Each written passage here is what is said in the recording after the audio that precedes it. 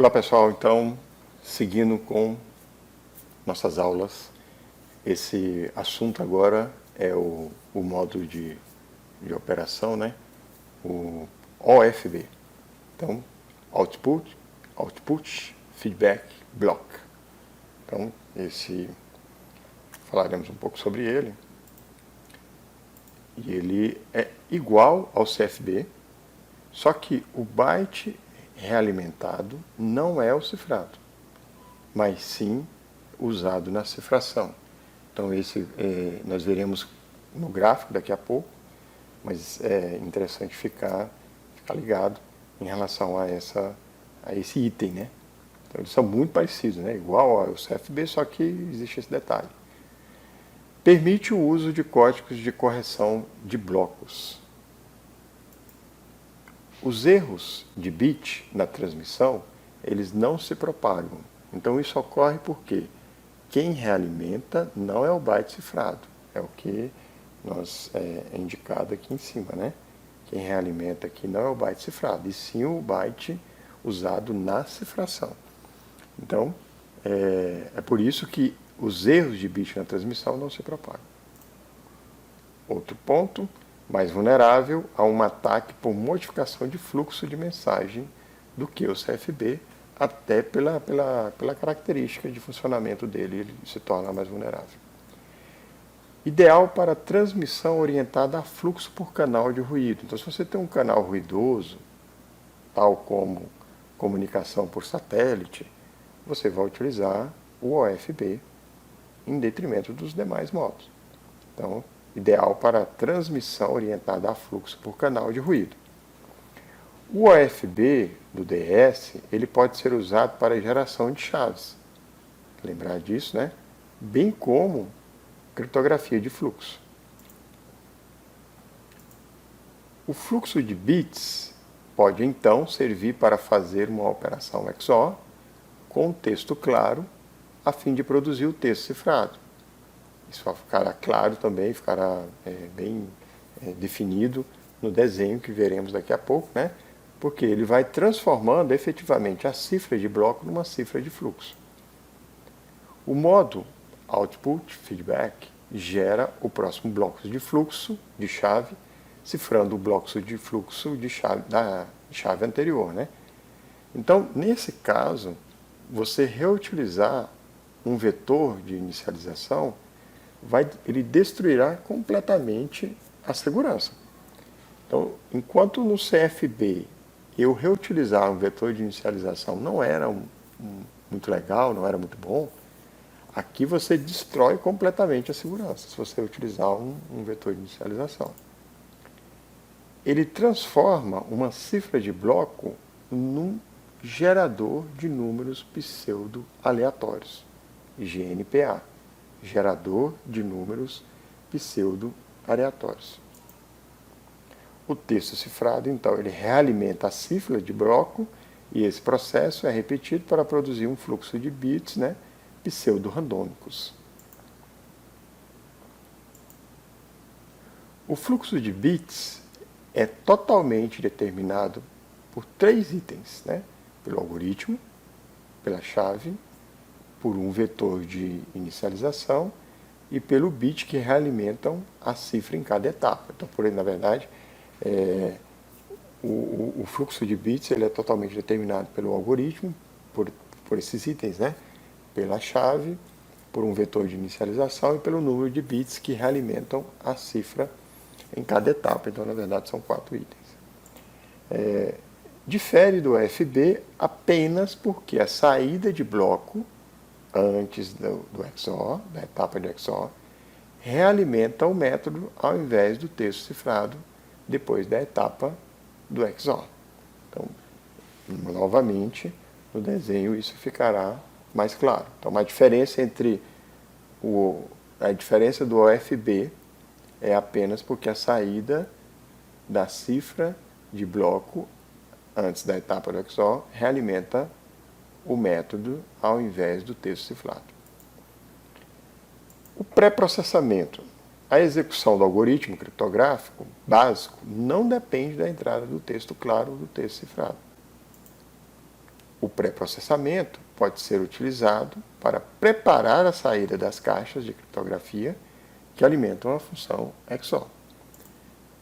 O desenho ele facilitará então o nosso entendimento, né? Perceba que no modo CFB, né? No modo CFB, quando nós pegamos aqui um gráfico, né? Deixa eu alterar aqui a cor para ficar melhor, colocar vermelho. No modo CFB, quem fazia a realimentação era essa caixinha aqui, ó. Era o CI, né? Então ele fazia o quê? Ele realimentava nesse sentido, realimentava aqui em cima, né? E ele também realimentava aqui, né? Fazia uma realimentação aqui. Isso lá no modo CFB. Aqui não acontece dessa forma. Então, limpando. No modo OFB, o próprio texto plano, que é esse aqui, dá um destaque nele, o próprio texto plano, realizará um XOR, o XOR aparece aqui, com a ponta do texto cifrado. Então, essa ponta aqui. Porém, quem realimenta é exatamente essa ponta aqui, que é o que ele está buscando mostrar aqui de forma pontilhada, né? Então, a realimentação, ela acontece aqui, dessa forma, né? Então, a realimentação é feita por ela. Então, ela vai fazer o quê? Ela vai fazer essa realimentação, que posso usar aqui uma outra ferramenta, né? Ela fará a realimentação, para ficar mais claro para nós, nesse sentido aqui. Mas é o que o pontilhado está mostrando. Perceba que se você está utilizando uma ponta que ela é resultado de uma cifração, porque ela passou por uma cifração aqui, né? Isso é ideal para canais ruidosos. Por quê? Pois o problema que ocorre no texto cifrado, ele não irá realimentar a sua capacidade de geração de problemas. Então, olha só que interessante, né? Então, eu cifrei aqui todo o bloco, ele passa aqui por um processo com texto plano e também aponta aqui e gera um resultado cifrado. Lá no modo anterior que nós vimos, o CFB, ele vinha aqui e ia perpetuando esse problema. Aqui não, aqui como eu estou utilizando essa ponta desse bloco aqui, que foi cifrado, então isso é ideal para canais ruidosos, pois o problema que ocorre no texto cifrado não irá realimentar a sua capacidade de geração de problemas. Aqui também nós temos o mesmo algoritmo gerando a criptografia e o mesmo a decriptografia. Então isso vai ficar claro, isso fica claro quando nós olhamos aqui. Ó. Os algoritmos que estão sendo usados aqui são os mesmos. Ó. Tanto na cifração quanto na decifração. Tanto na cifração quanto na decifração eu estou utilizando aqui o mesmo algoritmo.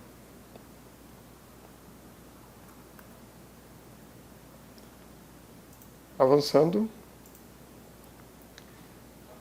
o erro de um bit no texto cifrado gera um bit errado no texto claro decifrado. Então, o erro de um bit no texto cifrado, voltando aqui, ó, se eu tenho um bit, tive um erro de um bit nesse texto cifrado, ele gerará o quê? Ele influenciará onde? Apenas aqui. Porque veja que esse bloquinho aqui, ele vem para cá, né, no momento da decifração, e ele influenciará apenas nesse XOR aqui. Ó. Ele não, como no modo anterior, ele não vai influenciar na cadeia aqui. Porque aqui quem vai influenciar na sequência será essa ponta do bloco, que foi o que foi mostrado aqui no exemplo anterior. Então, por isso, o erro de um bit gera um bit errado no texto claro decifrado. Um bit do texto cifrado é removido ou adicionado, o erro ele se propaga em todos os blocos decifrados a partir desse erro, inclusive. Então, essa informação aqui ela é importante, né? Porque um bit do texto cifrado é removido ou adicionado, quer na remoção, quer na adição, o erro ele irá se propagar em todos os blocos decifrados a partir desse erro, inclusive. Eu trouxe uma questão. Essa questão ela foi aplicada pela FGV na prova de perito criminal do Amazonas, processamento de dados, é do ano de 2022, e ela diz o seguinte: os desenvolvedores de um jogo eletrônico usaram uma criptografia simétrica. Então aqui é importante a gente já ir destacando alguns pontos, né? Então o que eles utilizaram? Eles utilizaram aqui a criptografia simétrica, mudando a cor, baseada em cifra de blocos. Ela foi baseada em cifra de blocos, para proteger certas partes do jogo. Para verificar se a proteção estava adequada, contrataram um perito para análise de vulnerabilidades. O perito verificou que o modo de operação, é o que nós estamos estudando, né, de cifragem em bloco, usado não era seguro o suficiente, olha só, pois além de não possuir proteção de integridade, então esse modo de operação aqui, ele não possui proteção de integridade, destacando aqui, né? Não era semanticamente seguro, pois mantinha padrões que existiam nos dados em claro. Então, essa questão de manter padrões, né? O modo de operação de cifragem do bloco da criptografia simétrica usado no jogo olha só, temos aqui o CBC, Cipher Block Chaining, lembrando lá do encadeamento, o ECB, Electronic Codebook, o EFB, que acabamos de falar sobre ele, o CFB, Cipher Feedback, e o CTR, que será o assunto do nosso próximo encontro. Então, essa questão está aqui estou considerando que você não tem conhecimento desse último item. De todos os modos que nós estudamos, o modo que mantinha padrões, né, que a gente falou sobre ele, né, os blocos são cifrados independentemente, ele é cifrado independentemente de blocos anteriores, e ele usa a mesma chave e padrões em claro, que até foi demonstrado lá no exemplo do Tux, né, é o ECB. Então é importante nós guardarmos, né, essa informação, esse entendimento, porque as questões elas versam nesse sentido, né? Ele pergunta aqui sobre um modo de operação de cifragem, da cifragem em bloco, ele fala que não possui proteção de integridade, não era semanticamente seguro e, principalmente, essa questão de manter padrões que existiam nos dados em claro é que nos leva à resposta aqui de que é o Electronic Codebook, o modo de operação da cifragem de blocos da criptografia simétrica usado no jogo. Então, conferindo aqui a resposta, temos que a resposta é o Electronic Codebook. Então, essa é a resposta.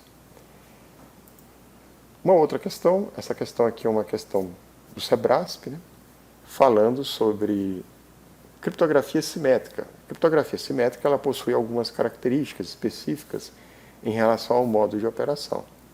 Ao se aplicar a cada bloco de texto simples uma função XOR, junto com o bloco cifrado anterior, antes do texto a ser criptografado, o modo de operação é do tipo, então ele fala sobre OFB, acabamos de falar sobre ele fala sobre o CBC, Cipher Block Chaining, vimos na aula anterior.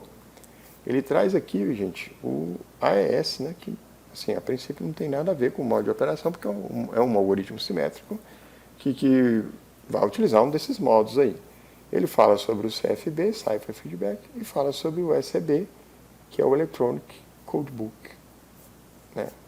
Então, a nossa resposta, que traz, né, essa informação, né, ao se aplicar a cada bloco de texto simples uma função XOR junto com o bloco cifrado anterior, antes do texto a ser criptografado, essa palavra que é importante, né, definitiva para a nossa resposta, o modo de operação, então, é o CBC, Cipher Blockchain, porque o que nós vimos em relação ao CBC é que ele faz exatamente esse processo aqui, ó.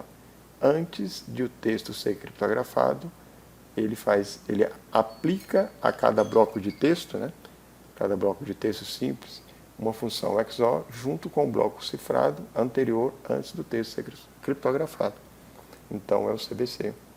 E aí nós concluímos essas questões, concluímos também alguns modos de operação e falaremos sobre o modo counter, modo CTR, no próximo encontro. Um abraço, tchau, tchau.